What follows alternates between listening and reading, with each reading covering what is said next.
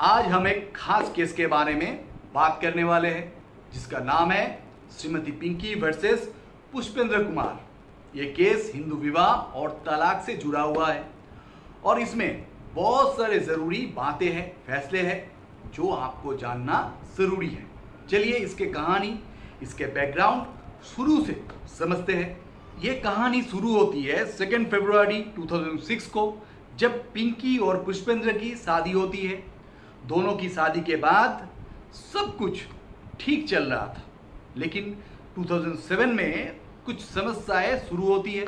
उसके बाद 2008 में पुष्पेंद्र ने तलाक के लिए केस दाखिल किया, ये कहकर कि पिंकी ने उन्हें छोड़ दिया है। उनका कहना था कि पिंकी ने उनसे अलग रहना शुरू कर दिया था, इस वजह से उन्हें तलाक चाहिए था। कोर्ट ने इस मामले को सुलझाने के लिए मीडिएशन की कोशिश की। पिंकी ने अपने पहली रिटन स्टेटमेंट में कहा था कि वो अपने पति के साथ नहीं रहना चाहती है, पिता के साथ वो रह रही है और तलाक के लिए रजामंदी है। लेकिन कुछ समय बाद उनका मन बदल गया।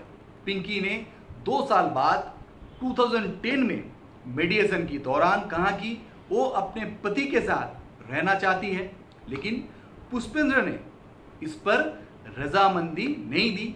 इस दौरान पिंकी ने 2 बच्चे को जन्म दिया था, एक 2008 में और दूसरा 2010 में। ये सब बातें कोर्ट में आई, लेकिन लोअर कोर्ट ने इस बात को नज़रअंदाज किया और इग्नोर किया। लोअर कोर्ट ने पिंकी की दूसरी रिटन स्टेटमेंट को नहीं सुना और उनकी तलाक की अर्जी को मान लिया। उन्होंने तलाक दे दिया था, लेकिन इलाहाबाद हाई कोर्ट ने यह कहा कि लोअर कोर्ट ने पिंकी की बातें को इग्नोर की। इलाहाबाद हाई कोर्ट की डिवीजन बेंच ने कहा कि विवाह एक पवित्र बंधन है, हिंदू विवाह को सिर्फ एक कॉन्ट्रैक्ट नहीं समझा जा सकता है, ये एक सांप्रदायिक संबंध है, बंधन है। कॉन्सेंट का बदलना बहुत ज़रूरी है। अगर पिंकी ने पहले कॉन्सेंट दिया और बाद में उसे बदल दी तो लोअर कोर्ट को भी इस बात को ध्यान रखना चाहिए था। कोर्ट को चाहिए था कि वो दोनों तरफ के विचारों को ध्यान से सुने। अगर मीडिएशन सक्सेसफुल नहीं होती है तो केस को ध्यान से सुनना चाहिए था, कि ताकि उसे इग्नोर करना चाहिए था। इग्नोर करने से सही विचार सामने नहीं आते हैं, सही फैसले तक हम नहीं पहुंच पाते हैं। तो सुनना और उस पर विचार करना बहुत ज़रूरी है। हाई कोर्ट ने कहा कि तलाक देने के लिए फ्री कॉन्सेंट चाहिए। ये सिर्फ पहली बार नहीं बल्कि दूसरी बार भी ज़रूरी है। कोर्ट ने इस फैसले को गलत समझा और केस को लोअर कोर्ट को फिर से भेजने का फैसला किया।